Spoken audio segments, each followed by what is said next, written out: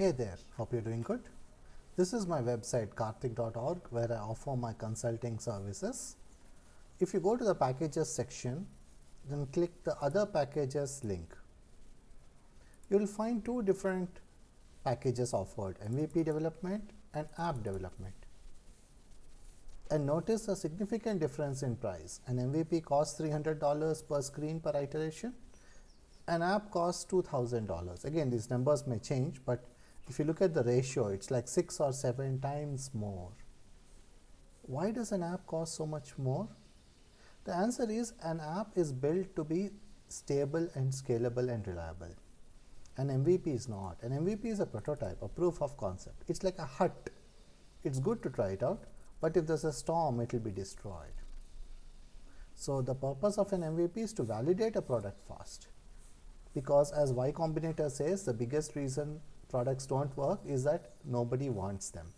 That's the biggest risk you want to eliminate, and you want to eliminate that quickly. That's why you do an MVP. And by iterating fast and sacrificing quality, you get to explore more options. Let's see how these two are different, an MVP and a production quality app. These are all the things a production quality app has, which an MVP doesn't. An MVP offers you only one way to do something. If it's an e-commerce store, it may offer only one delivery option. It won't have multiple like express and same day and standard. In a notes app, we'll offer only one way to organize notes, let's say tags, not tags and folders. There'll be only one way to log in, let's say via email. There won't be multiple ways to do anything. There won't be any settings because the app will work in only one way. A production quality app may offer multiple ways and settings. An MVP doesn't have UX and UI because polishing the UX of a feature that people don't want is useless. Right? You should deliver something rough, and if the biggest problem with it is the UI, that means you've validated the core idea. That's a good place to be. An MVP supports only one platform, let's say Android or iPhone or web. Pick one. You don't need to validate on multiple. It will just slow things down. An MVP won't be extensible.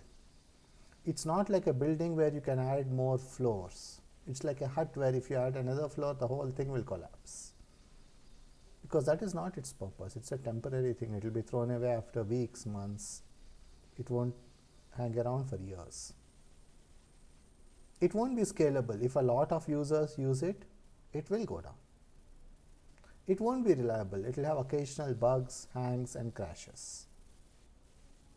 It won't crash every day, but it will crash often or sometimes. Right? In the previous point, it won't be able to keep up with your business growth.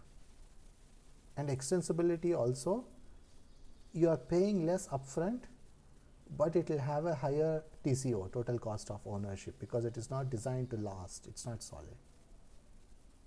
It won't have security. Users can access other users' data, things like that, potentially. Not saying it will happen, but it might happen. There's no data loss prevention like backups or anything. We assume we won't lose data. If we do, well, it's unfortunate and we'll deal with it, but we won't take preventive measures. A production quality app has all of these. When you add up all these factors, each screen in a production quality app takes a week to build, whereas it takes only a day with an MVP. So engineering is easy. Proper engineering is hard. If you just want to churn out something, that's very fast. Often, founders don't understand the difference between these two.